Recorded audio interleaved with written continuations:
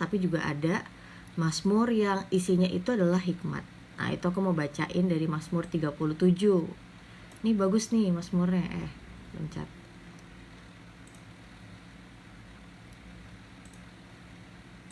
Jadi kita mau bahas dari Mazmur 37 ayat yang pertama sampai ayat yang 40. Oke, baiklah, kita berdoa dulu ya. Tuhan, aku sungguh bersyukur bahwa Engkau Allah yang dahsyat dan Allah yang ajaib. Bahwa hari ini kami ada semua karena kemurahan Tuhan. Dan hari ini kami mau meluangkan waktu kami secara khusus untuk duduk diam di bawah kaki Tuhan, untuk membaca firman ini yang aku percaya bahwa firman ini akan menuntun kami untuk mengenal Engkau, untuk kami mendapatkan hikmat yang baru. Dan kami belajar dari Mazmur ini untuk mengetahui cara bersikap yang benar di hadapan orang fasik. Kami tahu Tuhan bahwa semua firman-Mu itu sungguh sangat kami perlukan untuk kehidupan kami sehari-hari, bahkan setiap saat. Dan aku percaya Roh Kudus yang luar biasa akan bekerja melampaui akal budi kami, melampaui setiap apa yang pernah kami pikirkan. Karena firman ini adalah firman Allah yang hidup, yang akan membawa kelepasan, kebebasan, kebenaran, pemulihan kepada setiap orang yang mendengarkannya. Terima kasih Tuhan, di dalam nama Tuhan Yesus, amin. Halo semua, shalom. Kak Jingga, ini masih gema nggak suaranya? Ini mumpung lagi ada Kak Jingga.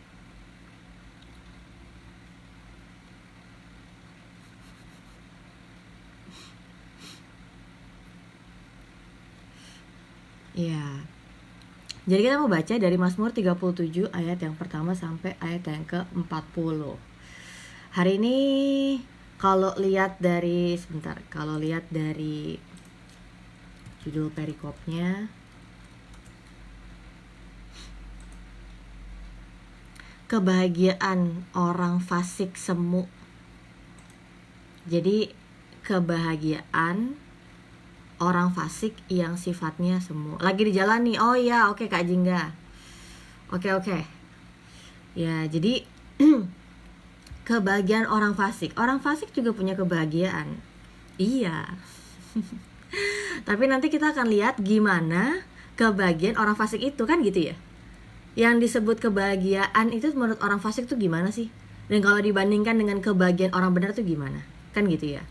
Saya tuh selalu bersyukur ketika baca firman Tuhan, karena firman Tuhan itu begitu dalam, firman Tuhan itu begitu ajaib, firman Tuhan itu lebih dari segalanya gitu ya. Karena ketika kita baca firman Tuhan, kita pasti belajar hal yang baru lagi. Lalu kita merasakan ada hal yang menakjubkan banget setiap kali baca firman Tuhan gitu ya. Makanya kalau misalnya kita mau untuk mengalami sukacita dari baca firman Tuhan, emang harus baca sendiri sih. Itu yang saya pernah dengar. Kalau waktu dulu saya ikut Bible study, kalau mau merasakan sukacita dari membaca firman Tuhan, Anda harus baca sendiri. Dalam arti Anda harus mengalaminya sendiri gitu. Contoh, orang bilang kan, ini enak nih gitu kan, es krimnya gitu kan, nggak terlalu manis gitu kan. Kan kita kalau udah dewasa gitu ya, kayaknya pujian terbaik untuk makanan adalah ketika makanan itu nggak terlalu manis gitu ya. Iya nih, makanannya enak, es krimnya enak, nggak terlalu manis, taste-nya tepat gitu kan, nggak kebanyakan gula. Kadang kan kita kalau makan es krim, esensnya itu atau perasaannya itu kan lebih banyakan gulanya ketimbang perasaan. Jadi kayak ini green tea atau gula sih kan gitu ya, ini matcha atau gula gitu, kayak banyak banget gulanya ketimbang taste dari green tea atau matcha. Nah, jadi sama ketika kita lagi nyobain sesuatu makanan enak, pasti kan kita bilang temen gue, enak nih gitu kan, pasti kan dia juga penasaran, apaan tuh gitu, ini coba aja sendiri. Nah sama, kemarin salah satu follower saya, Scholarnet, bilang gimana caranya supaya bisa punya kebiasaan yang baik, mendisiplinkan diri untuk berada dalam pembacaan firman Tuhan yang teratur gitu ya. Saya bilang setiap orang punya cara yang berbeda gitu ya, karena setiap orang punya situasi yang berbeda gitu kan. Orang-orang tuh punya waktu yang berbeda-beda. Dalam arti kita yang perlu nemuin cara sendiri nih untuk meluangkan waktu baca firman Tuhan. Dan sekali lagi ketika baca firman Tuhan juga bukan cuma baca, tapi merenungkan sehingga kita bisa tahu aplikasinya dalam kehidupan kita tuh apa, kan gitu ya. Nah, jadi saya bilang sama Scholarnet harus berdoa. Mungkin saya punya cara A yang cocok buat saya, tapi mungkin ketika saya kasih info ke Anda, saya pakai cara A, mungkin Anda nggak cocok gitu kan. Makanya harus berdoa supaya Tuhan ada memberikan tuntunan cara seperti apa, atau Tuhan membawa kita untuk ketemu sama orang-orang gitu kan, yang bisa menolong kita untuk bisa disiplin baca firman Tuhan sehingga kita bertumbuh gitu ya. Jadi menurut saya baca firman Tuhan itu tanggung jawab kita nih orang percaya. Jangan sampai kita cuma ngandelin Bapak Gembala kita hari Minggu gitu ya. Lah kita kalau makan hari Minggu doang, pantes kerohanian kita tuh kurus kering gitu ya. Udah kurus kering, sakit, ya sakit-sakitan gitu kan. Tobat kumat karena makannya cuma hari Minggu aja. Dan hari Minggu kan kita cuma meluangkan waktu untuk beribadah berapa sih, paling lama 2-3 jam. Iya, kalau 2 jam 3 jam itu kita benar-benar bisa kasih 100% waktu kita, konsentrasi kita, hati kita sama Tuhan. Kan kebanyakan orang cuma duduk bengong gitu ya. Tadi firmannya apa? Lupa. Tadi ingetnya ketawa-tawanya aja loh. Jadi baca firman Tuhan itu adalah tanggung jawab kita ya, orang percaya. Tapi kalau memang kita merasa bahwa ya saya kan cuma orang awam, ya udah ayo dong belajar. Ayo dong cari makanan rohani yang mengenyangkan kita. Salah satu buktinya seseorang itu dewasa rohani adalah dia mampu mengolah makanan rohani sendiri. Oh iya, mungkin dari hari Minggu kurang, apalagi ketika di Komsel masih kurang. Ya udah ayo dong, atur lagi, olah lagi buat kamu sendiri, tanggung jawab. Karena kan kita yang ngerasain ya, oh ini udah kenyang, oh ini masih kurang makanan rohaninya. Ya udah, kita olah. Olahnya gimana ya? Kita berhadapan dengan firman Tuhan sendiri. Baca, terus kalau misalnya udah baca nggak ngerti, coba dengar dari coba duduk diam dulu, berdoa, minta tuntunan Roh Kudus, atau mulai bisa mendengar dari misalnya khotbah atau renungan orang lain, atau mulai Bible study sendiri, ya kan. Terus coba melihat dari beberapa perbandingan komentar yang ada gitu. Jadi kita nggak bisa bilang saya kan orang awam ya, jadi saya tahu cuma gini doang loh. Tapi kan pertumbuhan iman kita tuh tanggung jawab kita ya. Jadi kalau tahu kita punya haus dan lapar akan firman Tuhan lebih besar lagi, ya udah ayo kita belajar, mengusahakan gimana nih ya supaya kita bisa kenyang makanan rohani. Amin. Tuhan Yesus baik ya, amin. Tuhan Yesus segalanya bagi kita. Nah, hari ini saya mau baca dari Mazmur 37. Seperti biasa saya kalau live itu jam 2 sampai selesai di tiap hari Senin sampai Jumat gitu. Jadi ini lagi banyak merenungkan Mazmur ya. Sebelumnya saya coba untuk membahas Mazmur yang kita bisa banyak belajar doa dari Mazmur itu. Terus kita bisa belajar tentang pujian, tentang keluhan atau ratapan, tentang keyakinan kemarin ya. Sekarang kita masuk ke Mazmur yang berisi hikmat. Nah,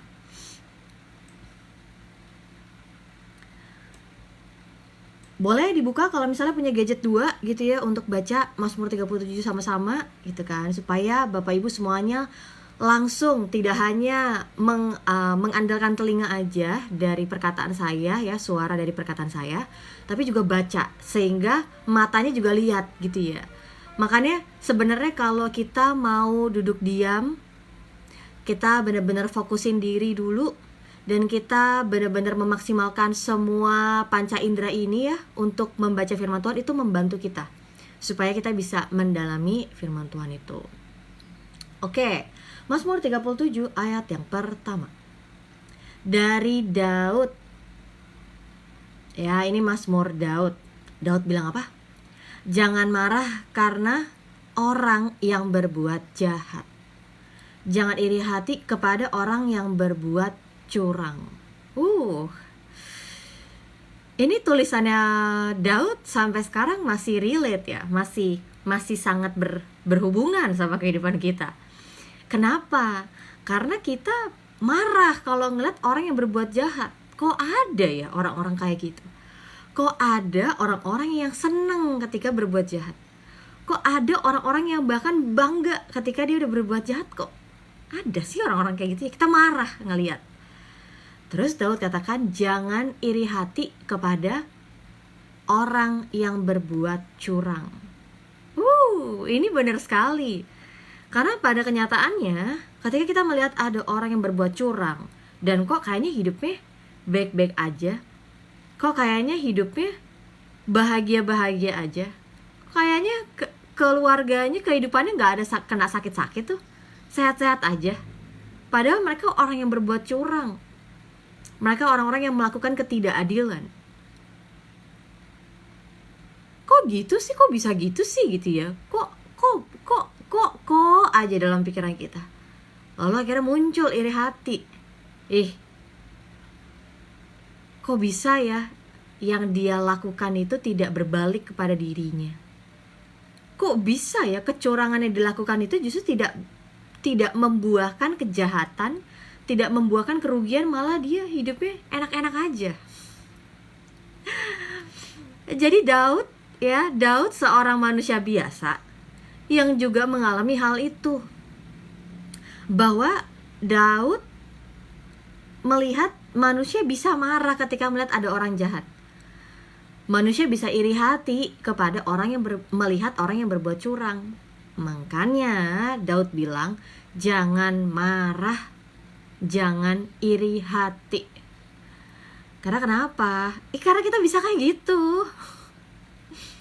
Kita bisa marah dan iri hati melihat orang yang berbuat kejahatan, dan kok hidupnya malah lebih baik daripada kita yang berbuat kebenaran.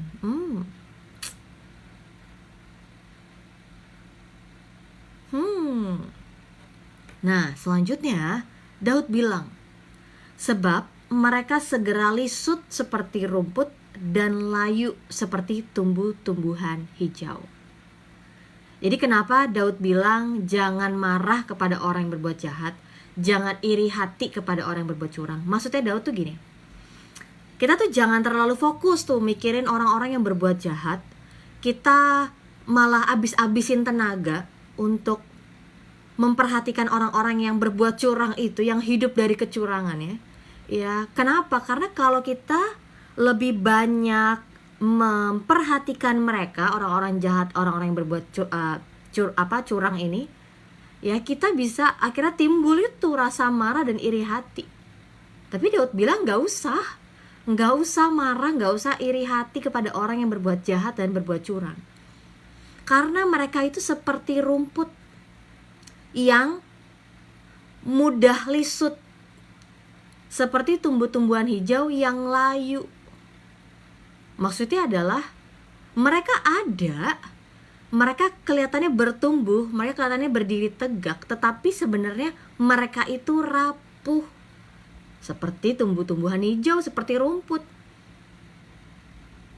yang mungkin di pagi harinya tegak gitu kan, di pagi harinya kokoh, kuat, kayaknya subur banget, tapi ketika kita perhatikan layu, lisut.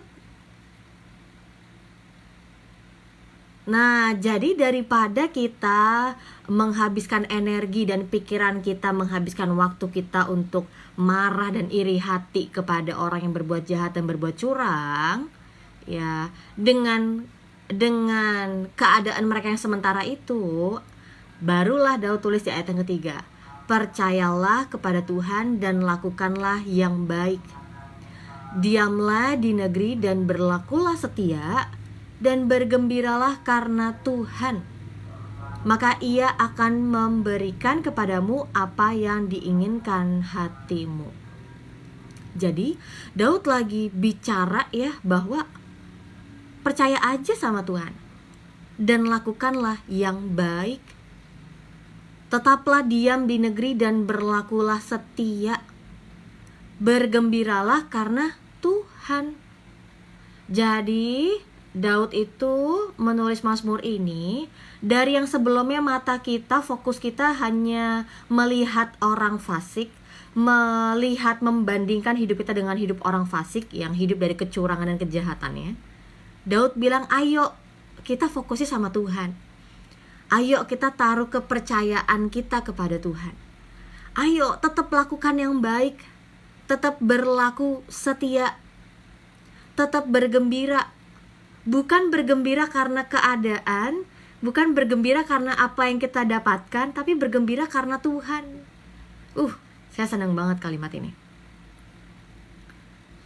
Karena pada akhirnya kita yang percaya kepada Tuhan, kita yang mau melakukan kebenaran karena Tuhan, ya kita mau bergembira karena Tuhan.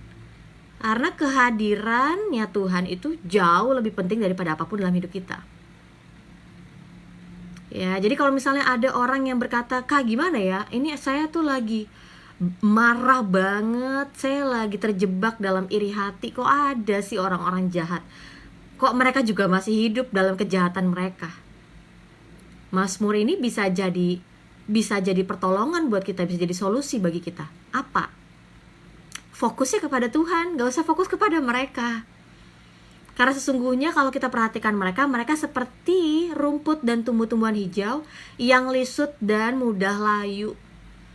Yuk kita fokus kepada yang kekal, kepada yang selalu akan ada, yang kokoh, yang selamanya bersama dengan kita, yaitu Tuhan. Makanya Daud bilang, percayalah kepada Tuhan, bergembiralah karena Tuhan, maka Tuhan akan memberikan kepadamu apa yang diinginkan hatimu.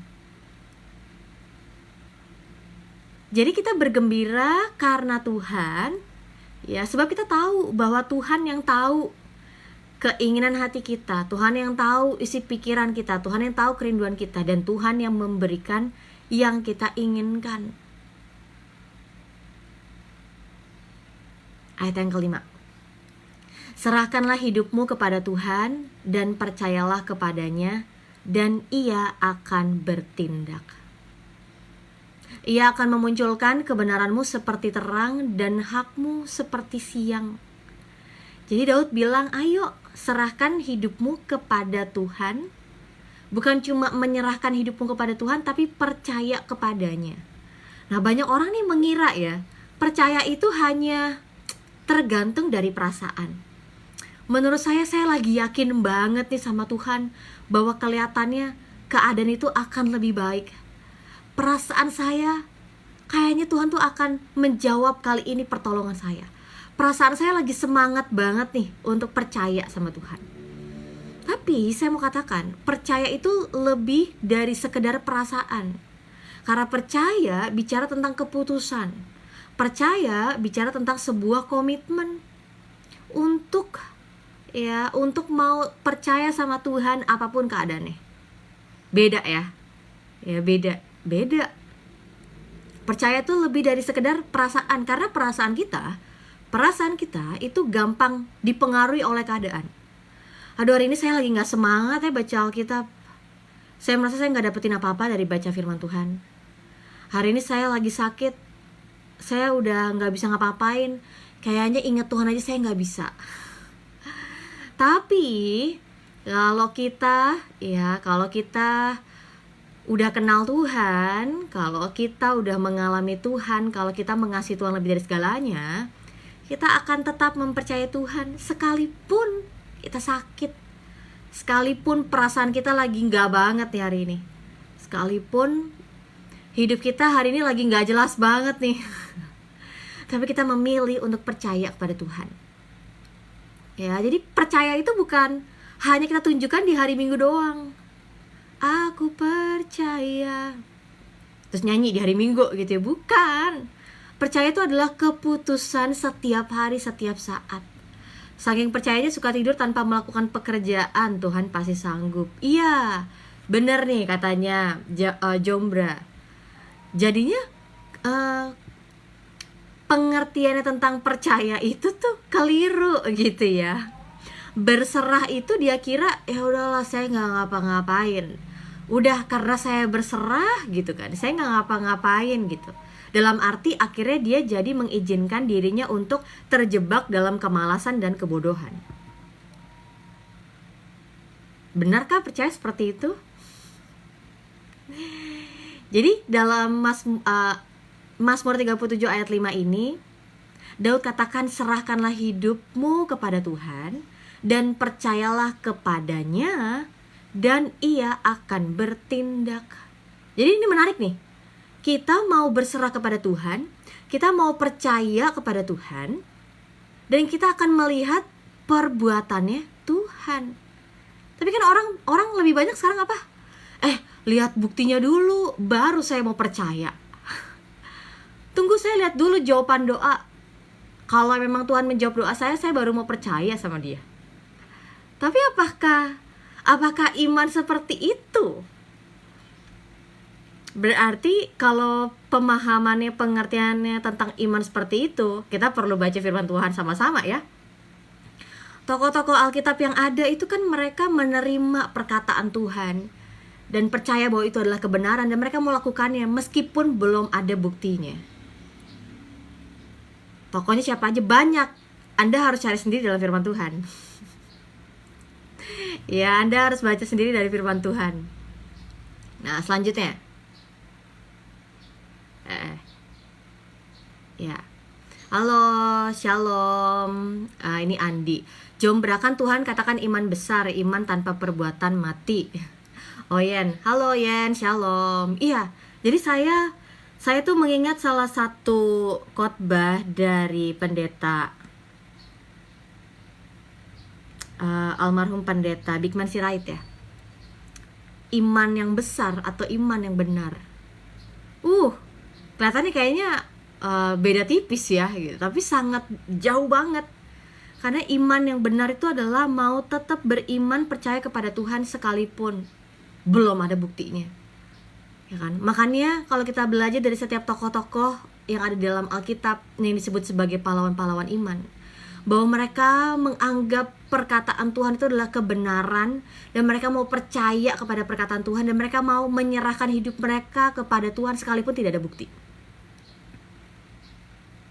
Mereka mau percaya kepada Tuhan sekalipun mereka belum melihat.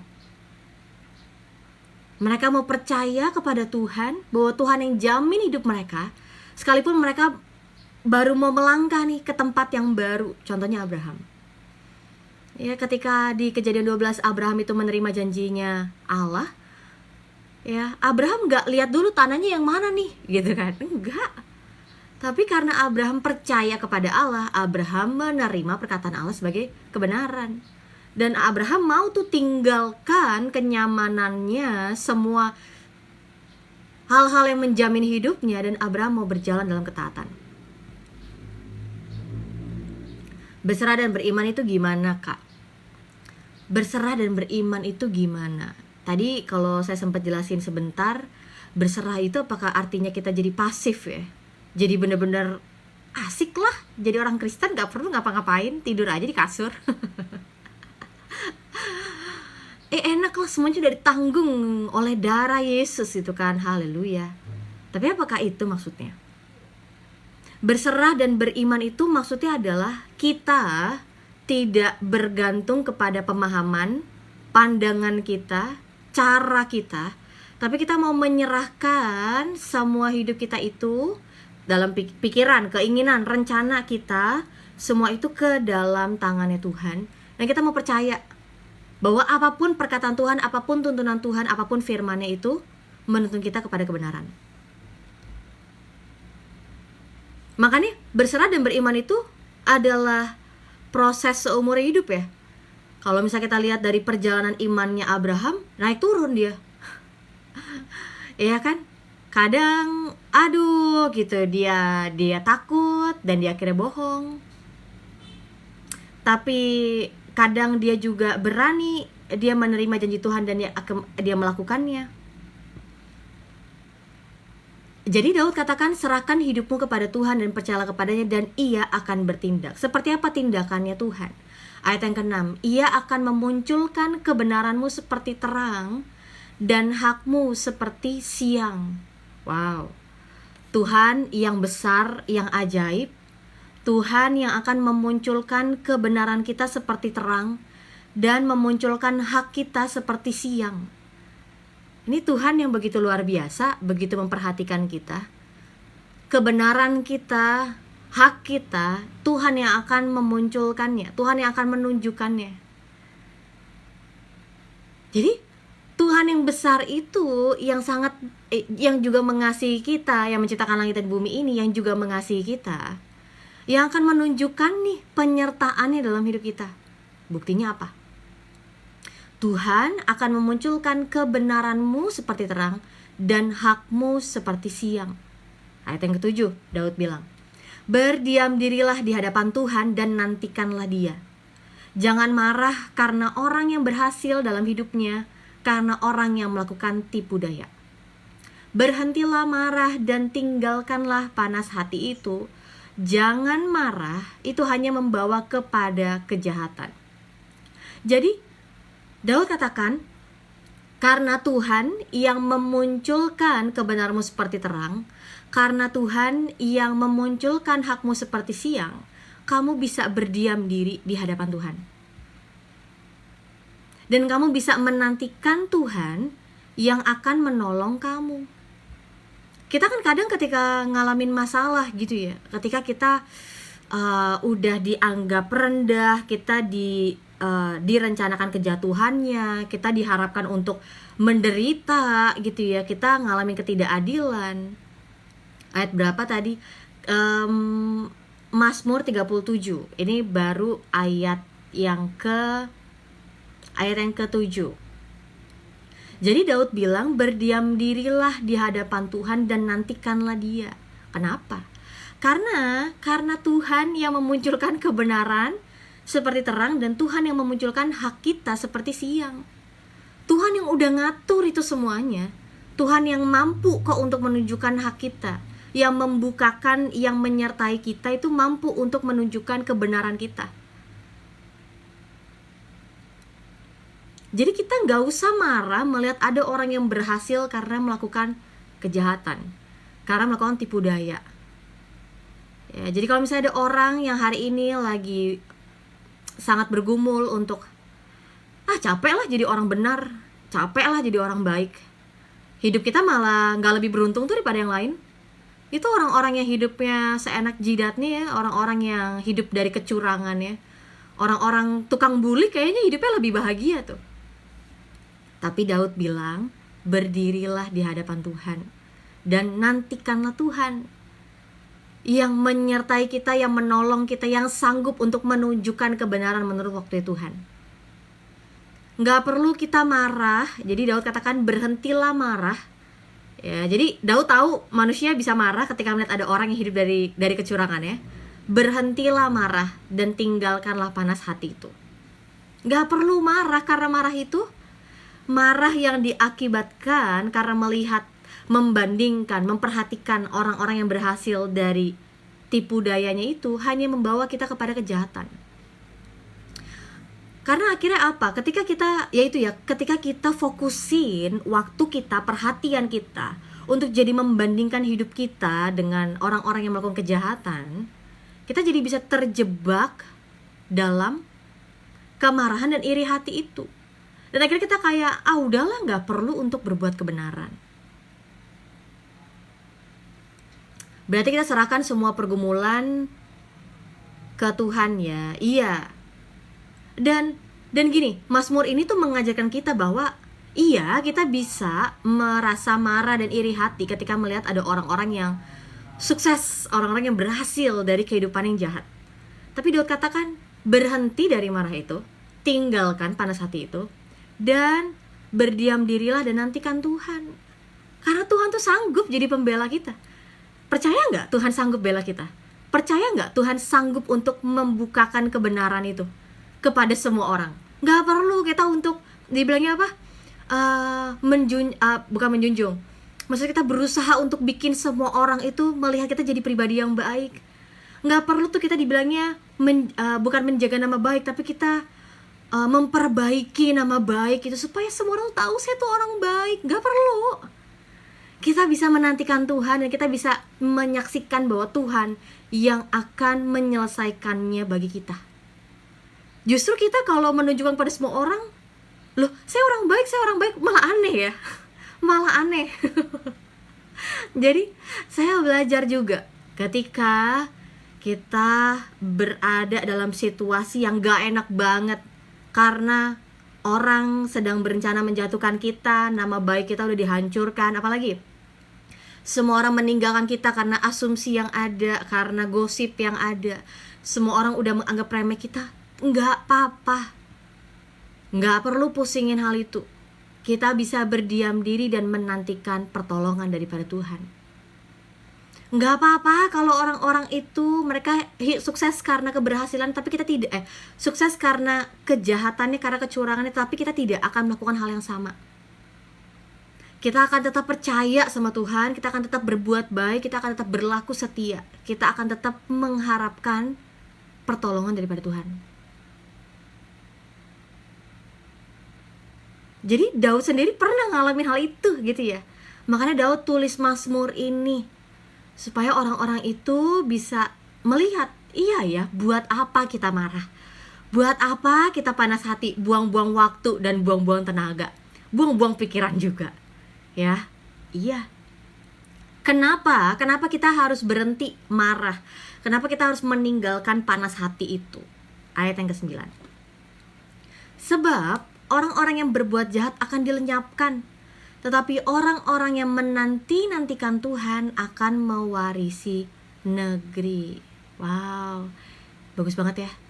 Sebab orang-orang yang berbuat jahat itu akan dilenyapkan, tetapi orang-orang yang menanti-nantikan Tuhan akan mewarisi negeri. Ayat yang ke-10, karena sedikit waktu lagi, maka lenyaplah orang fasik. Jika engkau memperhatikan tempatnya, maka ia sudah tidak ada lagi. Tetapi orang-orang yang rendah hati akan mewarisi negeri dan bergembira karena kesejahteraan yang berlimpah-limpah. Kenapa? Kenapa orang fasik itu, orang-orang yang berbuat jahat itu akan dilenyapkan? Kenapa orang-orang fasik itu kalau diperhatikan tiba-tiba, iya, udah hilang gitu aja, nggak ada tidak ada untuk selama-lamanya gitu ya? Karena kejahatan mereka. Bukan, jadi jangan berpikir karena oh Tuhan itu gitu ya, begitu jahat karena melenyapkan orang-orang fasik, enggak. Karena gini, kita kan kita tuh semua tahu ya bahwa setiap tindakan kita, perkataan kita, setiap hidup kita itu kan akan berdampak bagi diri kita sendiri ya. Termasuk orang-orang yang jahat, yang berbuat curang, yang orang-orang yang fasik itu ya akan menerima konsekuensi dari kefasikannya. Ada konsekuensi, iya. Jadi iya, orang-orang yang jahat, orang-orang fasik, orang-orang yang curang itu akan menerima konsekuensi dari kejahatan mereka. Sehingga mereka akhirnya akan lenyap karena kejahatan mereka. Tetapi kalau kita perhatikan, orang-orang yang menanti-nantikan Tuhan akan mewarisi negeri. Ini maksudnya apa sih? Maksudnya kita menantikan Tuhan aja gitu ya. Loh, kalau kita baca dari Mazmur dari awal, Daud sendiri tuh udah mendeskripsikan orang-orang yang menantikan Tuhan tuh seperti apa. Orang-orang yang percaya kepada Tuhan, orang-orang yang mau berbuat kebenaran, orang-orang yang mau setia kepada Tuhan, orang-orang yang mau menikmati pemberian Tuhan dan tidak mau melakukan yang jahat. Gitu ya. Ayat yang ke-12. Orang fasik merencanakan kejahatan terhadap orang benar dan menggertakkan giginya terhadap dia. Ini menarik ya. Orang fasik merencanakan kejahatan terhadap orang benar dan menggertakkan giginya terhadap dia. Jadi orang fasik ini merasa bahwa dia mampu untuk menguasai, mengendalikan, merencanakan, melakukan kejahatan bagi orang benar. Bahkan di sini dibilang menggertakkan gigi terhadap dia, terhadap orang benar. Tapi apa yang Tuhan lakukan? Ayat yang 13. Tuhan menertawakan orang fasik itu sebab ia melihat bahwa harinya sudah dekat. Lihat, orang fasik mengira dia bisa berkuasa atas hidup orang lain. Dia bisa merencanakan kejahatan, dia menganggap dirinya adalah Tuhan bagi orang lain. Tapi Tuhan justru menertawakan orang-orang fasik karena melihat hari mereka udah semakin dekat. Dalam arti akhir hidup mereka udah semakin dekat. Marah diam, sekali selesai pasti selesai. Marah yang cepat diluahkan, marahnya kambuhan. Ayat yang ke-14. Orang-orang fasik menghudus pedang dan melentur busur mereka untuk merobohkan orang-orang sengsara. Dan orang-orang miskin untuk membunuh orang-orang yang hidup jujur. Jadi orang fasik itu, ya, Daud perhatikan, mereka bisa berusaha untuk merobohkan. Nih, ini orang-orang udah sengsara, orang-orang udah miskin, tapi mereka masih berusaha untuk menjatuhkan orang-orang macam seperti ini. Parah banget ya. Untuk membunuh orang-orang yang hidup jujur. Jadi mereka gak suka melihat orang-orang yang jujur, dan mereka tuh suka penderitaan, ya, untuk dialami oleh orang lain yang sebenarnya udah menderita gitu. Iya, orang-orang fasik, orang-orang jatuh emang suka aja untuk bikin orang lain tuh menderita. Unik memang ya, iya. Tapi ayat yang ke-15. Tetapi pedang mereka akan menikam dada mereka sendiri dan busur mereka akan dipatahkan. Wow, jadi justru rencana mereka, usaha mereka itu justru akan berbalik kepada diri mereka, dan bisa aja itu untuk jadi gagal. Ayat yang ke-16. Lebih baik yang sedikit pada orang benar daripada yang berlimpah-limpah pada orang fasik. Sebab lengan orang-orang fasik dipatahkan, tetapi Tuhan menopang orang-orang benar. Jadi Daud katakan lebih baik yang sedikit ya ada pada orang benar daripada berlimpah-limpah yang dialami orang fasik. Kenapa? Karena lengan orang-orang fasik itu bisa dipatahkan, tapi orang-orang benar itu ditopang oleh Tuhan. Wow, orang-orang benar ditopang oleh Tuhan. Keren banget gak tuh? Bahwa hidup kita ditopang oleh Tuhan yang menciptakan langit dan bumi ini, yang mampu memunculkan kebenaran kita tadi seperti terang, memunculkan hak kita seperti siang. Tuhan mengetahui hari-hari orang yang saleh, dan milik pusaka mereka akan tetap selama-lamanya. Mereka tidak akan mendapat malu pada waktu kecelakaan, dan mereka akan menjadi kenyang pada hari-hari kelaparan. Ini menarik, karena ayat yang ke-19 ini dikatakan orang-orang saleh tidak akan mendapat malu pada waktu kecelakaan. Waktu kecelakaan kan nggak enak ya. Waktu kecelakaan itu bahkan beberapa orang berusaha untuk menghindarinya. Tapi Daud malah mengekspresikan, mengungkapkan, meyakini bahwa orang-orang saleh tidak akan mendapat malu sekalipun mereka melalui waktu kecelakaan. Dan orang-orang saleh, ya, mereka akan menjadi kenyang pada hari-hari kelaparan. Kenapa? Karena Tuhan yang menopang orang-orang saleh, orang-orang benar, orang-orang yang melakukan kebenaran, orang-orang yang berlaku setia, orang-orang yang melakukan kebenaran. Ayat yang ke-20. Sesungguhnya orang-orang fasik akan binasa. Musuh Tuhan seperti keindahan padang rumput. Mereka habis lenyap bagaikan asap. Jadi di sini dibilang orang-orang fasik itu disebut sebagai musuh Tuhan, dan mereka itu mudah lenyap gitu ya, kayak asap. Asap itu saat ini, detik ini kita lihat, oh putih, bau, bikin mata sakit. Tapi di 5 detik kemudian asap itu nggak ada lagi. Tadi asapnya mana ya? Kok hilang, nggak kelihatan. Baunya juga udah hilang, nggak lagi nyakitin mata kita. Bener-bener gampang banget itu untuk hilang.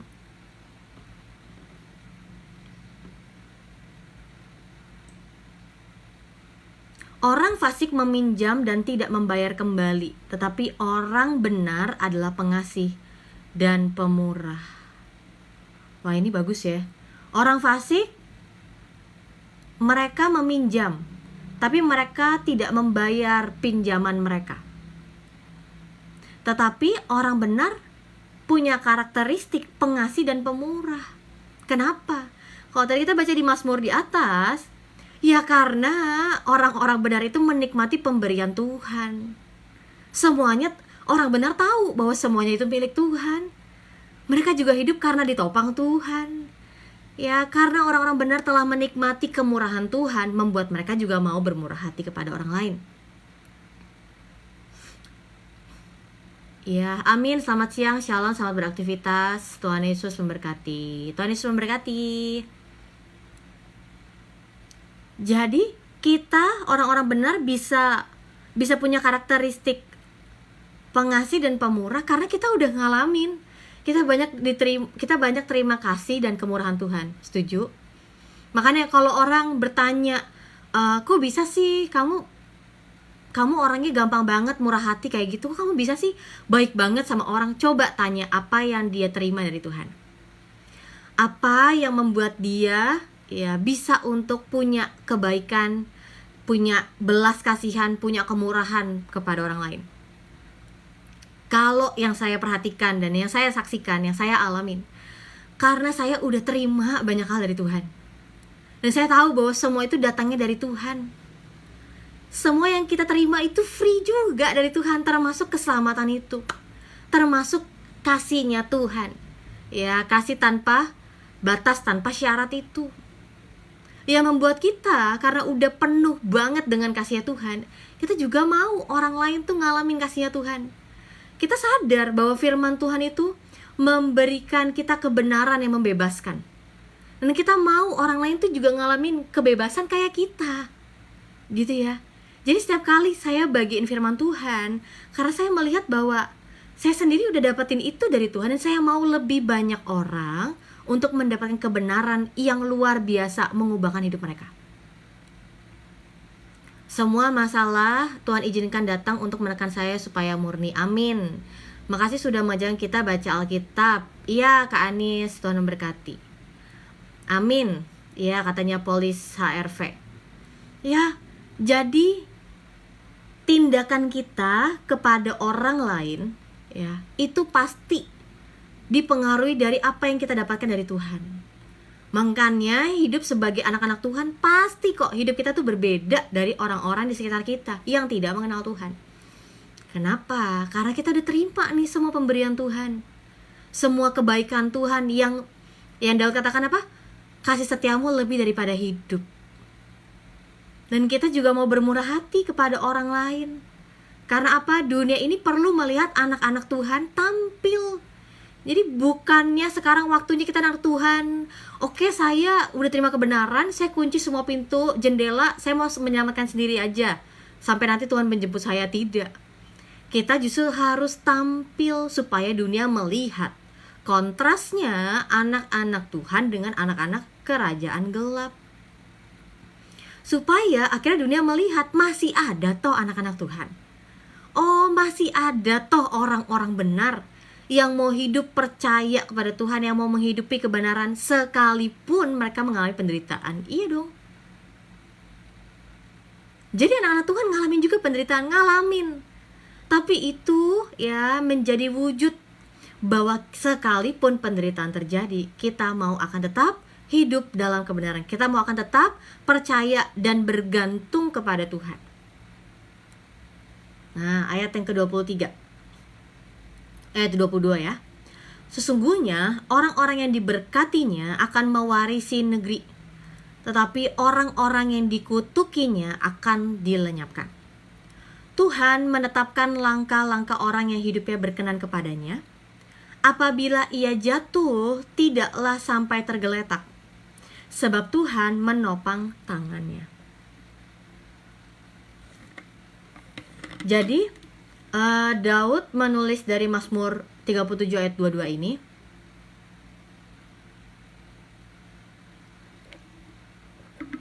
bahwa orang-orang yang diberkati Tuhan itu yang akan mewarisi negeri yang Tuhan berikan bagi mereka. Tadi ya kita udah lihat ya dari Mazmur atas, bahwa orang-orang benar yang berlaku setia, yang melakukan kebenaran, yang akan diam di negeri yang Tuhan telah berikan kepada mereka.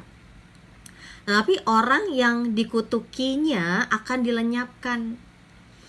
Tuhan Tuhan loh yang menetapkan langkah-langkah orang yang hidup berkenan kepadanya.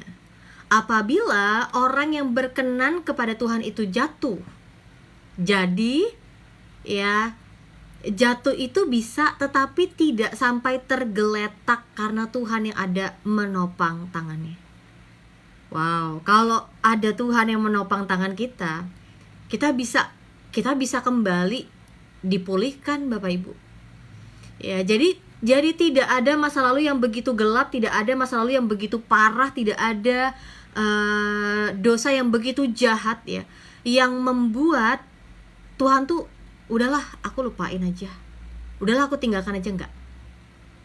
Tetapi Daud katakan bahwa apabila orang yang berkenan kepada Tuhan itu jatuh, Tuhan mampu untuk menopang tangannya sehingga dia nggak jatuh sampai tergeletak.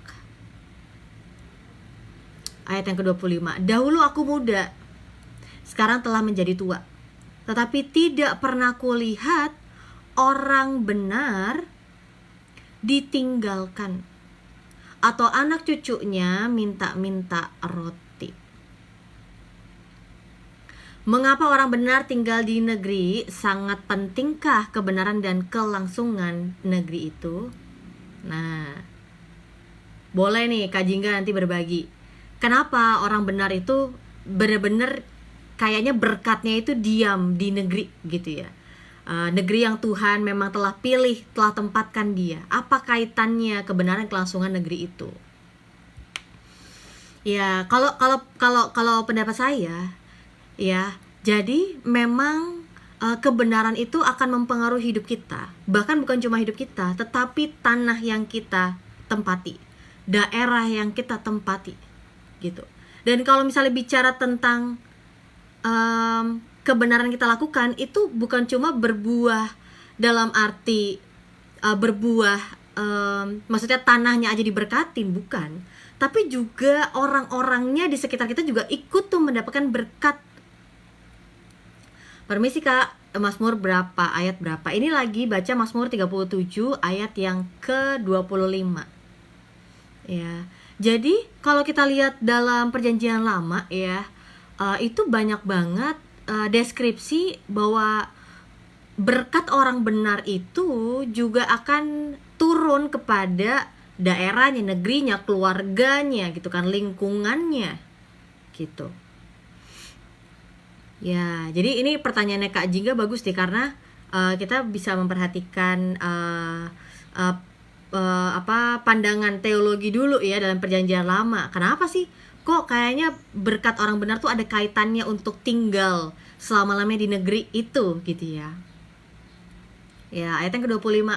Daud katakan, dahulu aku muda, sekarang telah menjadi tua, tetapi tidak pernah kulihat orang benar ditinggalkan atau anak cucunya meminta-minta roti. Tiap hari ia menaruh belas kasihan dan memberi pinjaman, dan anak cucunya menjadi berkat. Jadi ini menarik ya. Daud itu dari muda sampai dia tua, dia memperhatikan bahwa tidak pernah orang benar itu ditinggalkan atau anak cucunya kekurangan.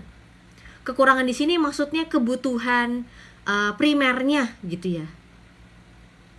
Ya, sekalipun tiap hari ia memberikan pinjaman, memberikan belas kasihan, tapi anak cucunya justru menjadi berkat. Nggak pernah kekurangan. Ini maksudnya apa? Gini, jadi kalau tadi di atas kita udah banyak belajar dari tulisannya Daud bahwa orang benar itu ditopang sama Tuhan, bahwa orang benar itu menikmati pemberian Tuhan. Dan ternyata berkat orang benar itu bukan cuma bagi diri sendiri, tapi juga bagi anak cucunya. Ya, makanya kalau kita lihat dari Perjanjian Lama, bagaimana kejahatan nenek moyang itu bisa turun kepada mereka gitu kan. Mereka juga alamin hal itu. Kesalahan satu orang bisa merembet kepada orang yang satu bangsa gitu ya. Apalagi kok kayaknya dari generasi yang sebelum sama generasi sudah pattern pola kecenderungan jatuh dalam dosa yang sama gitu ya. Nah, sama halnya dengan berkat gitu. Jadi Daud melihat orang benar itu tidak pernah ditinggalkan, tidak pernah akan kekurangan, karena Tuhan yang menopang mereka. Ya, benar nggak kita percaya Tuhan yang benar menopang kita? Benar nggak kita percaya bahwa hidup kita nih selama ini sampai saat ini karena ditopang Tuhan? Atau kita masih percaya sama yang lain nih gitu ya, Tuhan plus-plus yang lain gitu. Ya, ini Jombra bilang namanya kebenaran pasti penting untuk tujuan kekekalan. Boleh nanti nih Kak Jingga berbagi.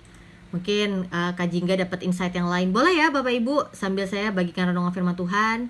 Tulis di kolom komentar insight-nya apa yang dapetin, kata-kata peneguhan apa, kata-kata kekuatan apa yang dapatkan selama perenungan ini gitu, supaya saya dan teman-teman juga bisa baca, oh ada yang dapat berkat seperti ini, oh ada yang dapetin kekuatan dari ayat ini gitu. Ya. Ayat yang ke-27. Jauhilah yang jahat dan lakukanlah yang baik, maka engkau akan tetap tinggal untuk selama-lamanya, sebab Tuhan mencintai hukum dan Ia tidak meninggalkan orang-orang yang dikasihinya. Sampai selamanya mereka akan terpelihara, tetapi anak cucu orang-orang fasik akan dilenyapkan. Jadi Daud kasih peringatan ya, untuk menjauhi yang jahat dan tetap lakukanlah yang baik. Kenapa? Kenapa kita harus lakukan hal itu? Karena Tuhan mencintai kebenaran, Tuhan mencintai hukum, dan Tuhan tidak meninggalkan orang-orang yang dikasihinya. Daud telah melihat bahkan sampai anak cucunya akan terpelihara, tapi kalau anak cucu orang fasik akan dilenyapkan. Jadi kalau kita lihat perjanjian lama, kenapa sih Tuhan harus kasih perintah ini dan itu? Kenapa sih Tuhan harus menurunkan 10 hukum Taurat itu? Kalau kita baca perjanjian lama dengan lengkap, emang itu yang baik bagi bangsa Israel. Karena kecenderungan dosa yang jahat, dan bukan cuma jahat tapi merusak, perlu adanya peringatan, hukum, perintah-perintah, supaya kita jadi bisa tahu cara mengasihi Tuhan dan cara mengasihi sesama dan mengasihi diri sendiri. Tapi ketika kita di dalam Kristus, kita lihat bahwa hukum Taurat itu, semua hukum-hukum perintah-perintah itu memang cuma bisa kita lakukan ketika kita dalam Kristus. Dan Kristus telah menggenapi itu semua dan kita bersyukur atasnya. Tapi kalau kita baca sepanjang perjanjian lama, memang hukum-hukum Tuhan itu baik bagi kita. Firman Tuhan tuh baik, menjadi pengingat bagi kita. Kenapa? Ya kita gampang lupa. Kita masih harus belajar cara membedakan mana benar, mana salah, mana baik, mana jahat. Kenapa? Karena kita gak bisa untuk membedakannya sendiri. Kita perlu menerima kebenaran dari Tuhan, sehingga kita bisa hidup dalam kebenaran. Ya iya, manusia sekarang tuh punya ukuran kebenarannya masing-masing. Kebenaran sekarang sifatnya jadi subjektif, bukan objektif lagi. Ya, meskipun ada seorang ahli yang berkata bahwa ini sangat berbahaya, tapi salah satu orang yang lebih tenar, walaupun dia bukan ahli, malah lebih didengerin orang. Nah, kalau kita ngikutin, kalau kita hanya mau menilai kebenaran dari perasaan kita juga, hancur kita, berantakan hidup kita. Makanya kita perlu untuk menerima kebenaran daripada Tuhan, karena Tuhan tidak pernah berubah, karena Tuhan tidak pernah lupa akan perkataan, akan janjinya, karena Tuhan itu teguh, ya kan? Tuhan gak pernah bilang, salah kemarin ngomongnya gak gitu, salah, saya salah bicara, enggak, Tuhan gak pernah kayak gitu. Justru yang baik biasanya buruk dan sebaliknya.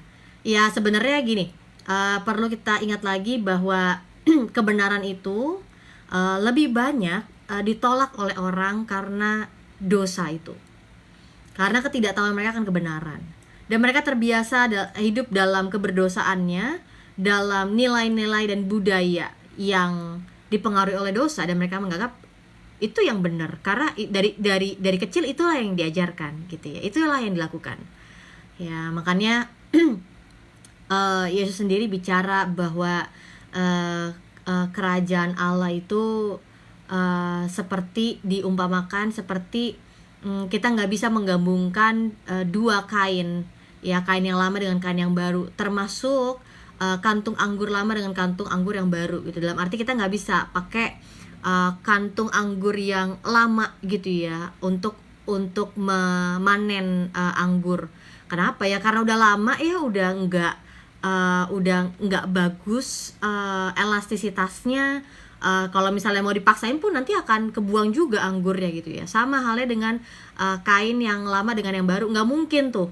Aduh, karena kain lama kita rusak, terus kita mengorbankan kain yang baru untuk menambal kain yang lama gitu ya. Nggak mungkin, karena elastisitasnya beda gitu ya. Malah pastinya kita kain lama udah rusak, udahlah dibuang aja, kita akan mengutamakan kain yang baru. Yesus lagi bicara ilustrasi itu di hadapan orang-orang Israel, bahwa orang-orang Israel itu udah terbiasa dengan yang namanya tradisi ya, kebiasaan pola pikir mereka yang lama, yang membuat mereka sulit untuk terima kebenaran itu, terima kerajaan Allah itu gitu ya. Allah itu kebenaran. Allah menciptakan alam semesta dan isinya. Dia juga menopang dan memelihara dunia ini serta isi dan kebenaran. Firman Allah itu kebenaran. Amin. Heru Dwi Atmojo izin gabung. Boleh, santai aja ya. Jadi Daud memberikan peringatan ya, jauhilah yang jahat dan lakukanlah yang baik. Ini sederhana ya, tapi sebenarnya ini jadi pengingat bagi kita bahwa orang-orang yang berbuat kejahatan tuh masih ada di sekitar kita, masih ada, kita lihat mereka berhasil gitu ya. Tapi kita harus menjauhi kejahatan itu dan tetap melakukan yang baik. Kenapa? Karena kita tahu Tuhan suka yang baik. Tuhan suka tuh kebenaran. Ya, Tuhan adalah kebenaran gitu ya. Kak Jika tadi bilang firman Allah kebenaran. Firman Tuhan itu adalah kebenaran. Jadi jika orang benar tidak ada, maka tidak ada kebenaran, maka negeri itu rusak. Oh iya, contohnya kalau kita lihat dalam perjanjian lama itu ya, bahwa Abraham sendiri gitu ya berdoa gitu kan kepada Tuhan, Tuhan gimana nih kalau 20 lah, ini gimana nih kalau nanti paling terakhir berapa ya jumlahnya. Tapi ternyata Tuhan tidak menemukan jumlah yang Abraham request gitu ya ke Tuhan, supaya tanah itu, daerah itu tidak dilenyapkan. Dan akhirnya karena tidak ada sejumlah orang benar dalam jumlah itu, akhirnya tanah itu, negeri itu dilenyapkan. Ya. Ayat yang 29. Orang benar akan mewarisi negeri dan tinggal di sana senantiasa. Mulut orang benar mengucapkan hikmat dan lidahnya mengatakan hukum. Taurat Allahnya ada di dalam hatinya. Langkah-langkahnya tidak goyah. Maksudnya gini. 28 tadi belum ya? Udah, tadi saya udah bacain kok. Bahwa ya kita melakukan yang benar dan menjauhi yang jahat karena kita tahu Tuhan itu suka yang benar. Tuhan adalah kebenaran. Ya, jadi hukum-hukumnya Tuhan, perintah-perintah Tuhan itu baik. Saya mau katakan baik.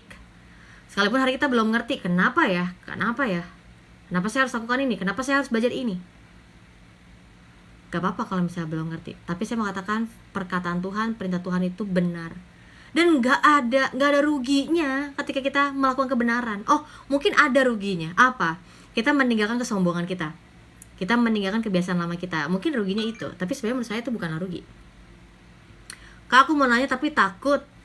Oh, kalau teman-teman di sini semua bisa jawab, gak apa-apa. Kak Solo. Bahkan di zaman Kain pun sama, darah Habel tertumpah di negeri. Ya, mempengaruhi negeri itu gitu ya Kak.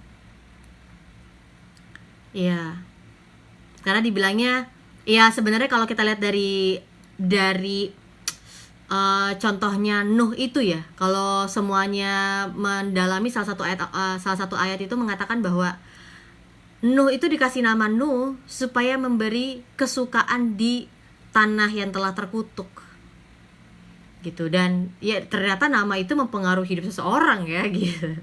Dan benar-benar Nuh jadi membawa harapan gitu bagi generasinya, karena kan Nuh yang diselamatkan oleh Tuhan dan keluarganya diselamatkan dari air bah itu ya.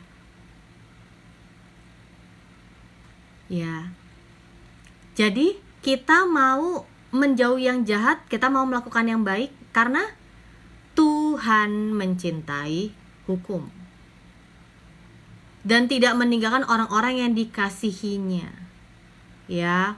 Jadi anak cucu orang-orang fasik akan dilenyapkan. Kenapa? Ya karena kejahatannya.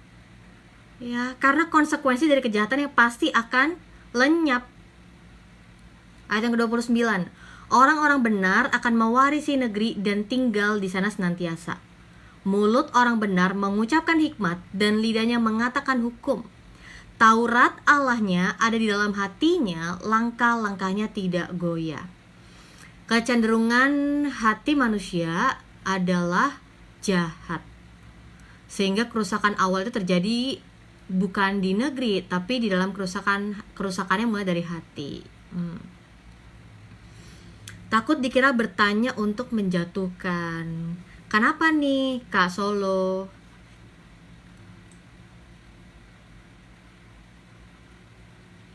Ya, jadi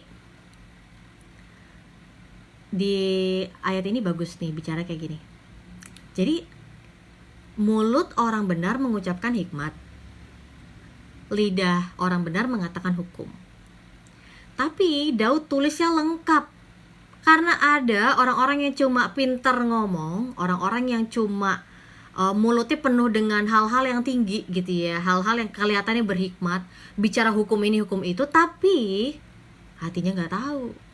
Tapi Daud bilang orang benar mengucapkan hikmat, lidahnya mengatakan hukum, Taurat Allahnya ada dalam hatinya.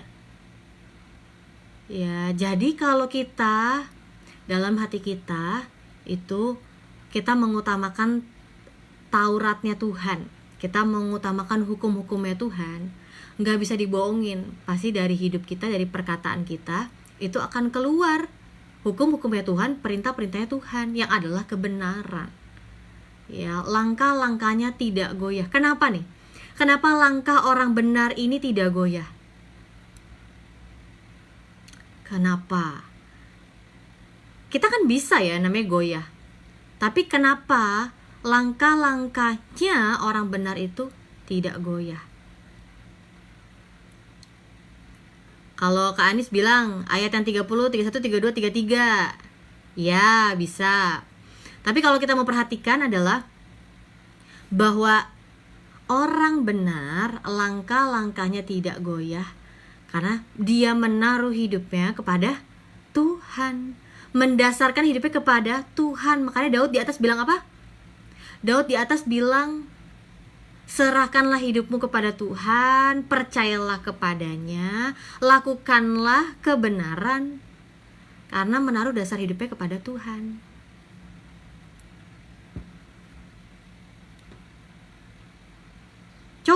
Coba nih, saya selalu menantang audiens saya ketika dengar firman Tuhan.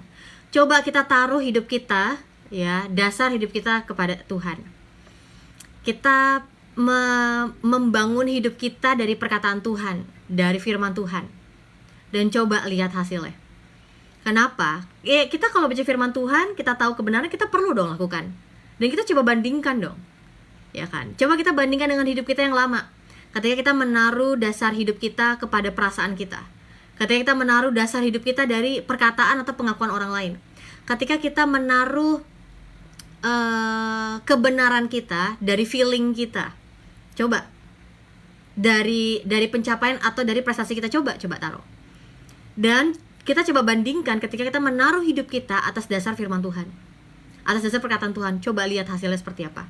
Dan perhatikan mana yang lebih menguntungkan kita, mana yang lebih manis, mana yang lebih berdampak panjang, berdampak kekal, yang berbuahkan kebenaran dalam hidup kita. Ya, jadi kalau misalnya saya bagi firman Tuhan, saya selalu tantang ya audiens yang ada. Coba. Bener gak ya? Ketika saya menaruh Tuhan sebagai dasar hidup saya nggak akan goyah. Oh, mungkin definisi tidak akan goyah nih maksudnya apa, kan gitu ya? Tidak akan goyah nih maksudnya nggak ngalamin goncangan kah? Atau tidak tergoncangkan? Ah, itu beda. Jadi kita sebagai anak-anak Tuhan, kita tidak menghindari goncangan. Justru kita akan menghadapinya dan melaluinya dengan tidak tergoncangkan karena Tuhan. Ya, jadi jangan kita menghindari yang namanya proses kehidupan, kesulitan, penderitaan. Jangan jadi anak manja lah. Jalanin itu, hadapin itu, dan lihat apakah kita akan tetap berdiri bersama dengan Tuhan. Lihat ya, coba ya, bandingkan ya. Oke, lanjut. Ayat yang ke 32. Kak, ini lagi mau bahas Mazmur 37 ayat 2, ayat 32. 37 ayat 32. Bener Kak, kata Roses. Iya. Iya dong. Coba dong kalau baca firman Tuhan lakukan. Coba kalau misalnya terima firman Tuhan, jangan cuma masuk ke sini doang. Ya, atau jangan cuma masuk sini, nggak masuk, Deng. Cuma nyampe sini doang terus mental lagi. Jangan dong. Terima firman Tuhan itu, percaya firman Tuhan itu dan lakukan. Nah, banyak orang nih sulit ya lakukan firman Tuhan. Kenapa sih? Itu kan perkataan Tuhan ya. Kena ulti tuh, jangan jadi anak manja. Iya, betul. Iya Kak, terkadang kehendak Tuhan atas kejadian hidup kita sulit untuk dimengerti. Iya benar. Sekarang saya tanya, kalau kita mengerti pun gini, ada banyak orang yang berpikir gini, saya mau ngerti dulu baru saya jalanin. Saya mau katakan, apa iman menurut kamu? Saya mau lihat dulu bukti penyertaan Tuhan baru saya mau percaya kepada Tuhan. Loh, jadi apa gunanya iman itu? Iya, apa gunanya iman itu kalau kita mau lihat bukti dulu? Iman adalah bukti dari segala sesuatu yang tidak kita lihat dan saya lupa lagi. Iman adalah bukti dari segala yang tidak kita lihat dan lupa lagi. Ada lagunya loh padahal. Dasar dari saya bacain lah biar gak salah. Dasar dari yang kita harapkan, bukti dari segala yang tidak kita lihat. Hati belum siap untuk melakukan, hati harus dipersiapkan oleh Tuhan sendiri. Marahin aja Kak. Iya dong, malu ah. Kita udah 20-30 tahun jadi orang Kristen, tapi kerohanian kita masih jadi kayak anak-anak mulu. Ya kita kalau ngeliat anak kecil, umur 2 bulan gitu kan, umur 7, 9 bulan, minum susu, lucu. Tapi kalau ngeliat anak umur 40 tahun itu anak atau apa Kak? Ya, orang usia 40 tahun masih minum susu dari empeng, aneh. Minum susu dari dot, masih pakai empeng, aneh. Aneh. Kok orang dewasa masih minum susu, masih pakai empeng juga, aneh. Ya, jadi demikianlah dengan kehidupan kerohanian kita. Masa sih 20-30 tahun jadi orang Kristen kita cuma imannya gitu-gitu doang? Apalagi hidup kita gitu-gitu doang. Kayaknya hidup kita yang sekarang 20 tahun menjadi Kristen dengan yang dulu kayak sama-sama aja. Bahkan orang-orang di sekitar kita kayak apa sih? Ya, jadi bicara tentang mengerti, saya mau katakan iman itu ya gini, berjalan ya dengan iman ya bersama dengan Tuhan Yesus ya. Yang kita utamakan adalah kita percaya karena itu adalah kebenaran. Mau kita belum ngerti jalannya, mau kita belum lihat ujungnya, gak usah pusing. Tuhan kok yang bersama dengan kita. Tuhan yang jamin hidup kita. Saya selalu dalam dulu ya, waktu awal-awal saya proses saya akhirnya menerima panggilan jadi hamba Tuhan, itu memang banyak ngalami penolakan gitu. Banyak saya mengalami penolakan dari orang sekitar saya gitu. Karena jangan sayang jadi hamba Tuhan, dulu nanti makan apa kan gitu ya. Nanti masa depannya gimana, gak terjamin tuh gitu kan. Nanti kamu gimana, segala macam itu ya. Ya saya tahu mungkin itu adalah wujud dari kasih sayang mereka, perhatian mereka gitu ya. Tapi saya selalu bilang gini sama Tuhan, Tuhan karena Engkau yang memanggil saya, ya, saya percaya Tuhan juga yang akan menyatakan kebesaran dalam hidup saya. Tuhan juga yang akan memperkenalkan namanya yang ajaib kepada orang-orang di sekitar saya, bahwa saya dipelihara oleh Tuhan.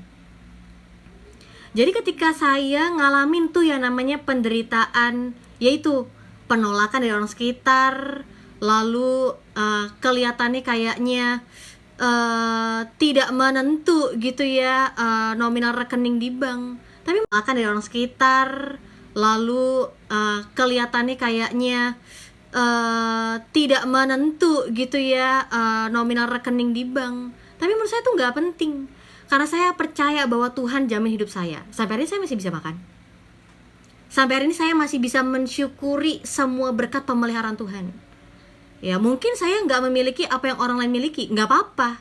Mungkin itu bukan kebutuhan saya, tapi saya percaya saya dipelihara oleh Tuhan. Semua kebutuhan saya tercukupi karena Tuhan yang menopang saya, karena Tuhan yang memelihara saya. Ya, jadi kalau bicara tentang iman, kenapa ya kita bisa percaya sama Dia? Kenapa kita percaya sama Tuhan? Ya karena Tuhan adalah kebenaran. Tapi kalau kamu menganggap Tuhan bukanlah kebenaran, ya pantas kamu gak mau percaya sama Dia. Pantas kamu sulit melakukan firman-Nya, karena kamu masih belum percaya utuh bahwa ini adalah kebenaran, ini adalah firman Tuhan. Masih menurunkan apa ya? Nanti dulu lah, tunggu keadaan baik baru mau saya percaya. Oh, berarti iman Anda bergantung dari situasi. Iman Anda nunggu baik dulu situasi baru mau percaya. Atau mau percaya sekalipun keadaan gak baik. Loh, itu loh yang melatih ketekunan kita, yang membentuk kedisiplinan kita untuk tetap percaya kepada Tuhan. And Roses omelin aja ya. Oh, ini jadi kayak omelan ya. Iya, ya ini karena lagi bicara tentang ini sih, lagi bicara tentang hikmat gitu ya, hikmat. Karena tadi banyak yang bicara tentang perjalanan imannya, keputusan untuk percaya itu gitu. Oke, lanjut. Setauku firman Tuhan itu mengajar, bukan menghajar. Ya, sebenarnya makna menghajar itu bagi beberapa orang itu maknanya luas ya. Tapi saya sendiri kemarin lagi baca firman Tuhan, Yesus sendiri bicara di Yohanes 6 ayat 60. Bukan Yesus yang bicara, tapi tercatat seperti ini. Sesudah mendengar semuanya itu, banyak dari murid-murid Yesus yang berkata, perkataan ini keras. Siapakah yang sanggup mendengarkannya? Ya, jadi gini menariknya. Yesus itu kan turun ke dunia gitu ya, untuk menunjukkan kasihnya Allah, menyatakan kebenarannya. Sebenarnya dari zaman lama udah dinyatakan gitu ya, tapi orang Israel kan udah bias gitu ya penangkapan mereka tentang kebenaran.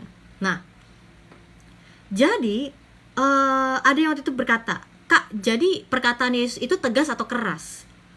Yohanes 6 ayat 60 mencatat, murid-murid Yesus ketika mendengar pengajaran Yesus, mereka berkata, perkataan Yesus ini keras loh. Siapakah yang sanggup mendengarkannya? Ya, jadi ketika Yesus mengajar, ketika Yesus melayani, ketika Yesus melakukan mujizat, ya sebagai salah satu bentuk pengajarannya, banyak gak orang yang senang dengan pengajarannya? Banyak gak orang yang mengikuti Yesus? Kemana-mana Yesus pergi banyak. Tapi kita ingat lagi, di hari Yesus menderita dan mati di atas kayu salib, berapa banyak orang yang setia menyaksikan bersama dengan Yesus? Mana nih orang-orang yang Yesus sembuhkan? Mana orang-orang yang Yesus tolong? Mana nih orang-orang yang terima kesembuhan, orang-orang yang terima berkat, orang-orang yang dipulihkan? Mana nih mereka semuanya? Mana? Jadi Yesus pun tahu gitu ya, bahwa semua orang mau mendapatkan berkat, tapi tidak semua orang mau menerima kebenaran dan hidup dalam kebenaran. Tapi kita lihat akhirnya para murid-murid Yesus ya, mereka berkumpul lagi, mereka dipulihkan dan mereka siap untuk menginjil. Makanya disebut sebagai para rasul. Itu pun juga karena pekerjaan Roh Kudus gitu ya. Makanya sebenarnya kalau kita baca firman Tuhan secara lengkap ya, apa perbedaannya sebelum dan sesudah Roh Kudus itu dinyatakan kepada para rasul? Salah satu contoh yang sering saya bagikan adalah tentang Petrus. Ya, Petrus orang yang paling vokal ketika Yesus pelayanan, ya kan? Orang yang paling dekat ya, ada orang yang bilang paling dekat Yohanes, tapi maksudnya Petrus itu kelihatan banget itu kepribadiannya gitu, seorang pemimpin, vokal gitu kan, banyak berbicara, banyak bertanya kepada Yesus gitu kan, banyak observasi juga gitu. Tapi Petrus pun yang berani bilang kepada Yesus, siapa yang ingin membuat engkau binasa Tuhan, biar aku aja yang akan maju gitu kan. Tapi Tuhan bilang, nyala iblis kan gitu ya. Karena kehendak Bapakku lah yang aku utamakan. Kehendak Bapakku lah yang harus jadi, termasuk penderitaan itu. Nah, menariknya adalah dari malam ketika Yesus itu ditangkap ya oleh para pasukan dan beberapa pemimpin agama itu, ya Petrus sendiri gegabah gitu kan, sehingga akhirnya dia mencelakai telinga salah satu prajurit gitu ya. Dan dari situ Petrus justru menyangkal gitu kan, bahwa dia adalah orang yang mengenal Yesus, orang yang terbiasa dekat dengan Yesus gitu kan. Dan menariknya adalah peristiwa penyangkalan itu membuat Petrus sadar bahwa yang Yesus katakan sebelum itu jadi loh dalam hidup saya, bahwa saya menyangkal dia ya. Dan perasaannya Petrus begitu hancur sampai akhirnya Yesus datang mengunjungi Petrus secara pribadi setelah dia bangkit dan mengatakan, apa kata Yesus? Petrus, apakah engkau mengasihi aku? 3 kali. Ada yang bilang kenapa Yesus bicara seperti itu karena Petrus sudah menyangkal Yesus 3 kali, makanya Yesus menjawab itu 3 kali. Tapi sebenarnya garis besarnya adalah kenapa harus sampai bertanya berkali-kali? Karena sebenarnya untuk menunjukkan benar nggak keseriusan Petrus untuk mengasihi Tuhan. Gara-gara ayam berkokok, coba kalau nggak berkokok. Ini fun facts aja ya. Ini informasi sekedar berlalu aja ya. Jadi sebenarnya itu bukan tentang ayam berkokoknya. Itu karena kan kalau kita lihat ayam itu kan nggak boleh berada di pusat kota. Jadi sebenarnya itu bukan ayam yang berkokok. Tapi sebenarnya ada dibilangnya sebuah kebiasaan orang-orang itu untuk membangunkan, jadi kasih tanda gitu ya, kalau udah pagi gitu kan, mereka kayak pakai alat gitu yang disebut sebagai ayam berkokok. Lucu ya, menarik ya. Ya itu anyway, itu fun facts aja, itu informasi sekedar lewat aja. Nah tapi ketika Petrus bilang, iya Tuhan, aku mengasihi engkau, Petrus bilang gitu kan ketika Yesus mendatangi dia setelah dia sempat balik ya jadi penjala ikan lagi. Tapi beda sekali hidupnya Petrus sebelum dan sesudah menerima Roh Kudus. Bahwa tadi dia ketika menghadapi orang-orang yang bertanya kepada tentang Yesus, dia kabur, dia lari, dia menyangkal. Tapi setelah Roh Kudus itu dicurahkan, Petrus berani berhadapan dengan orang-orang di Yerusalem. Khotbah yang sangat singkat, tapi 3.000 orang bertobat. Jadi kalau kita perhatikan dampak Roh Kudus hadir, tinggal dalam hidup kita itu memang luar biasa ya. Mungkin kalau misalnya ada yang mendalami banget peranan Roh Kudus itu ya, kita mungkin akan dalamin dalam banget gitu ya. Oke, lanjut. Tadi kayaknya di atas itu Kak Jingga ada bilang sesuatu tuh tentang berkat orang benar ya.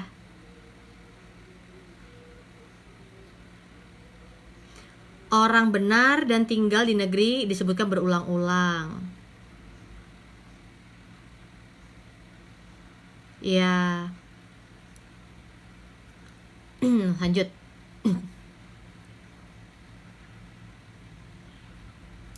Tadi kita udah sampai baca di ayat 31 ya. Oke. Ayat 32. Orang fasik mengintai orang benar dan berikhtiar membunuhnya. Tuhan tidak menyerahkan orang benar itu ke dalam tangannya. Ia tidak membiarkannya dinyatakan fasik pada waktu diadili. Jadi Daud percaya juga bahwa orang fasik itu,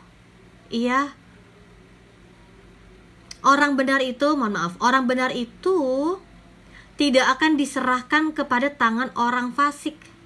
Dan Tuhan tidak akan membiarkan orang benar itu dinyatakan dianggap fasik ketika waktu pengadilan.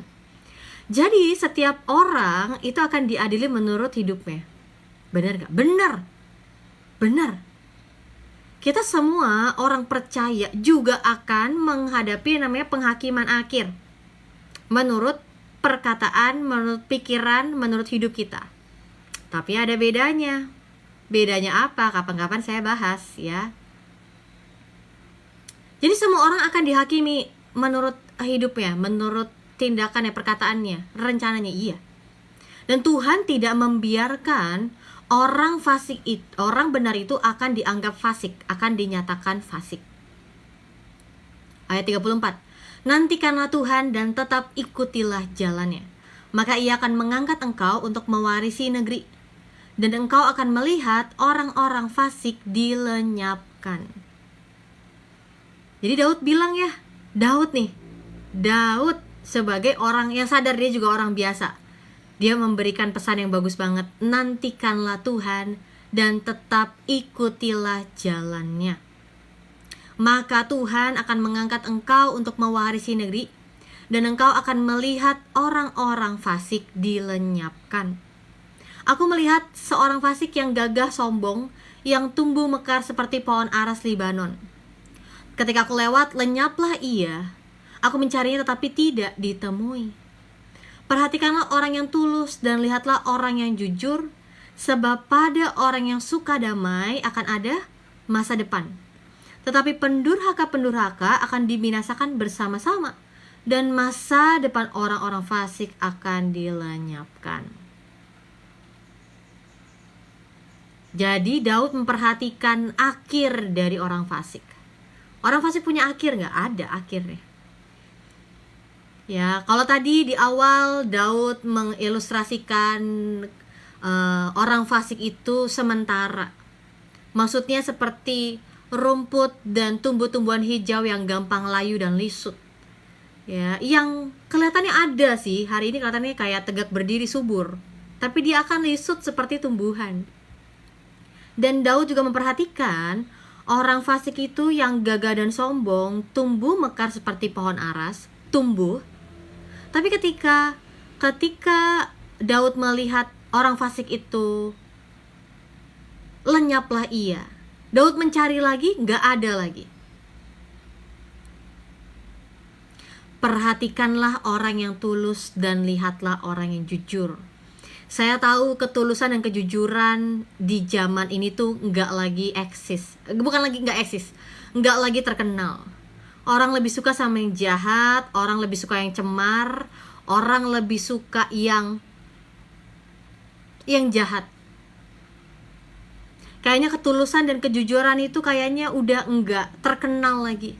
Tapi masih ada enggak orang-orang yang tulus dan orang-orang yang jujur? Saya mau tanya ke audiens semua termasuk ke saya. Apakah kita adalah orang-orang yang tulus? Apakah kita orang-orang yang jujur? Apakah kita orang-orang yang mau berbuat kebenaran sekalipun kelihatannya orang-orang fasik lebih untung hidupnya? Masih adakah orang-orang tulus dan orang-orang jujur di live TikTok ini? Masih adakah orang-orang yang percaya dan berserah kepada Tuhan? Orang-orang yang mau menyerahkan hidupnya dan percaya seutuhnya kepada Tuhan? Masih adakah? Saya berdoa semua yang dengar firman ini adalah orang-orang yang mau melakukan kebenaran. Kenapa? Karena Tuhan suka kebenaran. Dan karena saya mengasihi Tuhan, maka saya akan mau melakukan kebenaran itu. Ya, jadi melakukan kebenaran bukan karena ketakutan ya. Tapi melakukan kebenaran karena kita tahu Tuhan suka yang benar. Ya, lanjut. Ayat yang ke 35 tadi ya, Kak Anis bilang ketawa. Ya, iya itu. Orang fasik seperti itu. Tapi Daud katakan orang yang tulus dan orang yang jujur, ya ada masa depan bagi mereka yang suka damai. Tetapi pendurhaka-pendurhaka akan dibinasakan bersama-sama dan masa depan orang fasik akan dilenyapkan. Ayat yang ke-39. Orang-orang benar diselamatkan oleh Tuhan. Ia adalah tempat perlindungan mereka pada waktu kesesakan. Tuhan menolong mereka dan meluputkan mereka. Ia meluputkan mereka dari tangan orang-orang fasik dan menyelamatkan mereka sebab mereka berlindung padanya. Wow, Mazmur hari ini ditutup dengan kalimat yang bagus, indah banget ya. Mengingatkan kita tapi juga menyejukkan kita bahwa orang-orang benar itu diselamatkan karena Tuhan. Karena Tuhan, ya, adalah tempat perlindungan mereka pada waktu kesesakan, maka Tuhan juga akan menolong dan meluputkan mereka dari tangan orang fasik. Bukan cuma meluputkan mereka dari tangan orang fasik, tapi juga menyelamatkan mereka. Kenapa? Karena Tuhan satu-satunya tempat perlindungan kita nih, orang-orang benar. Ya, jadi sebelumnya saya tuh lupa ya bahas Mazmur dari mana. Tapi Daud itu tuliskan di salah satu Mazmur, Daud percaya bahwa Tuhan adalah hakim yang adil dan benar. Ya, hakim yang adil dan benar itu Daud percaya bukan berarti iya, Tuhan akan melenyapkan, Tuhan akan menghukum, Tuhan akan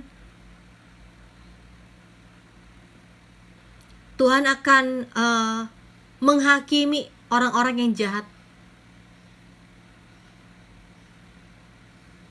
Tuhan adalah hakim yang adil itu seperti tadi firman yang berpedang mata dua, bahwa karena Daud percaya bahwa Tuhan adalah hakim yang adil dan benar, Tuhan yang akan menghakimi dan menghukum orang fasik, tapi Daud juga akan menjaga hidupnya sebagai orang benar. Itu juga nih yang Daud bagikan dalam Mazmur ini. Ya, bahwa kita jangan menganggap bahwa karena kita orang benar maka kita bisa hidup seenaknya aja. Enggak. Justru karena kita adalah orang benar, kita akan tunjukkan hidup kita dari perbuatan kita, perkataan kita, apalagi dari keinginan kita, pikiran kita yang benar. Mengapa orang benar mau berlindung di dalam Tuhan? Nah, kenapa nih? Kenapa orang benar mau memilih Tuhan jadi tempat perlindungannya, bukan memilih kekayaannya, apalagi bukan memilih networkingnya, bukan memilih keluarganya, apalagi bukan memilih semua yang dia milikinya untuk menjadi tempat perlindungannya. Kenapa? Maaf, sambil kerja pasti aku sudah ketinggalan jauh. Gak apa-apa Kak Andi, sambil dengerin aja. Kenapa ya orang benar kok memilihnya berlindung sama Tuhan? Kan kita bisa bikin tempat perlindungan sendiri, kita bisa berlindung kepada diri sendiri. Karena orang benar tahu tidak ada tempat perlindungan yang kekal, yang benar, yang aman selain daripada Tuhan. Kenapa? Saya udah bahas itu di buku kedua saya. Bahwa semua yang kita miliki, prestasi, hari ini kita anggap begitu berharga. Tapi suatu saat kita akan lihat, apa sih gelar itu? Apa sih prestasi itu? Hari ini mungkin kita menganggap bahwa kekayaan akan memberikan kita jaminan. Tapi ketika kita udah berusaha mengejar harta kekayaan, uang itu, kok aku punya banyak uang gak bisa menjamin hidup aku ya? Dulu kita pikir bahwa pertemanan, networking yang ada itu ada menjamin kesuksesan kita. Tapi ketika kita punya itu semuanya, networking dan pertemanan yang sangat solid banget kelihatannya, kok kita malah hidupnya malah gak merasa aman ya? Ya itu, semua yang ada dari dunia ini tidak ada satupun yang dapat menjamin hidup kita. Karena semua yang ada di dunia ini sifatnya sementara. Yang hari ini kita anggap berharga, yang nanti di lain waktu bisa kita gak anggap berharga, bisa hilang gitu aja. Jadi saya mau katakan Tuhan adalah tempat perlindungan kita, orang-orang benar. Kenapa? Karena Tuhan adalah tempat perlindungan yang aman, yang kekal, yang benar, yang gak bisa tergoyahkan. Bicara tentang prestasi, apalagi harta kekayaan kita, apalagi semua yang kita miliki, yang kita banggakan itu bisa hilang dalam waktu sekejap. Hari ini berguna, hari ini bernilai, besok gak tahu. Tapi Tuhan adalah kubu pertahanan kita dan tempat perlindungan kita. Kesanalah orang mencari keselamatan. Ya, itu. Oh, udah mau jam 4. Shalom, John Ice.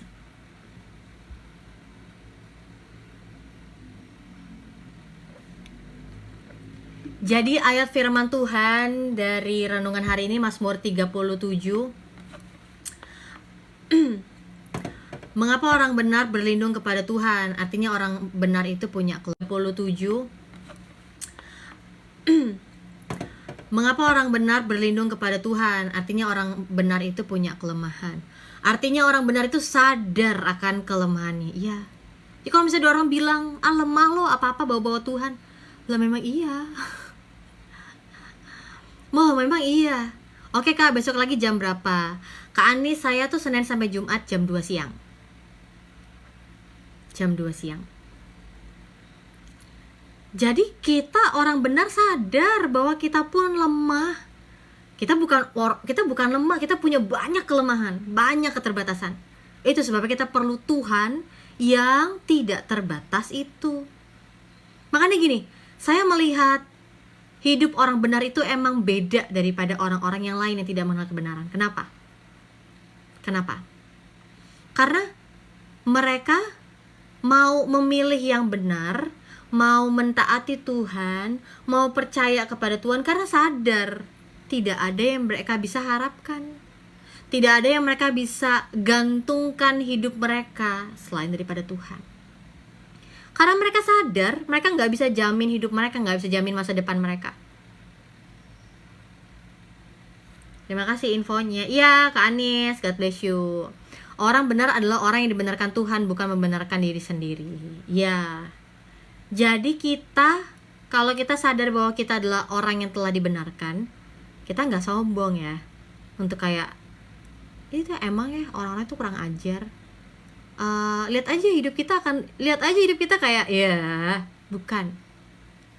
Tapi karena kita sadar bahwa kita punya kelemahan dan keterbatasan, kita mau bergantung kepada Tuhan. Kita mau terima kebenaran Tuhan, dan kita menjadikan itu kebenaran bagi kita. Kita nggak anggap diri kita sebagai kebenaran. Kita nggak anggap pengalaman kita sebagai kebenaran. Ilmu, gelar yang kita miliki, prestasi yang kita miliki jadi kebenaran, nggak. Kita mau jadikan Tuhan sebagai kebenaran dalam hidup kita. Dan itu pasti terlihat dari hidup kita yang berbeda. Ya. Ya. Begitulah untuk hari ini. Ya, oke, kita doa tutup dulu ya. Sebelum kalau misalnya semua pada mau lanjutin. Oke, kita berdoa. Tuhan, aku bersyukur bahwa hari ini ada begitu banyak orang yang masuk live talk ini dan dengerin firman Tuhan. Aku percaya Tuhan bahwa Roh Kudus-Mu yang begitu luar biasa akan pakai firman ini, sehingga firman ini ada untuk mengajar, menuntun, membimbing, untuk mengoreksi, bahkan untuk mengingatkan setiap kami bahwa bagian kami adalah untuk tetap mempercayai Tuhan dan menantikan pertolongan Tuhan. Kami gak perlu untuk merasa marah atau iri hati kepada orang-orang fasik, karena kehidupan orang fasik itu akan lenyap. Tetapi orang benar, orang yang menanti-nantikan Tuhan, orang yang percaya kepada Tuhan akan menerima bagiannya.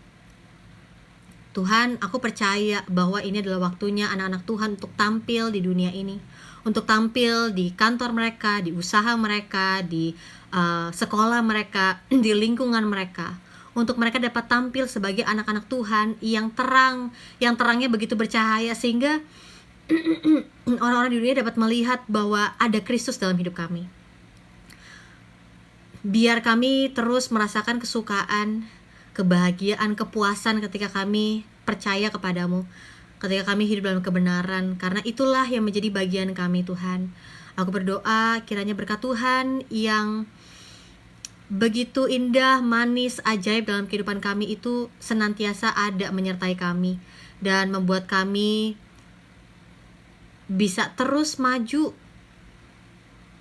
bergerak menjadi anak-anak Tuhan, melayani Tuhan, melayani setiap orang-orang yang Tuhan percayakan di sekitar kami, untuk mereka semua dapat mengenal Tuhan Yesus sebagai pribadi yang begitu indah. Aku bersyukur Tuhan buat hari ini, biar besok kami bisa ketemu lagi dan kami bisa jumpa lagi di sesi selanjutnya. Di dalam nama Tuhan Yesus kami sudah berdoa dan mengucap syukur. Amin.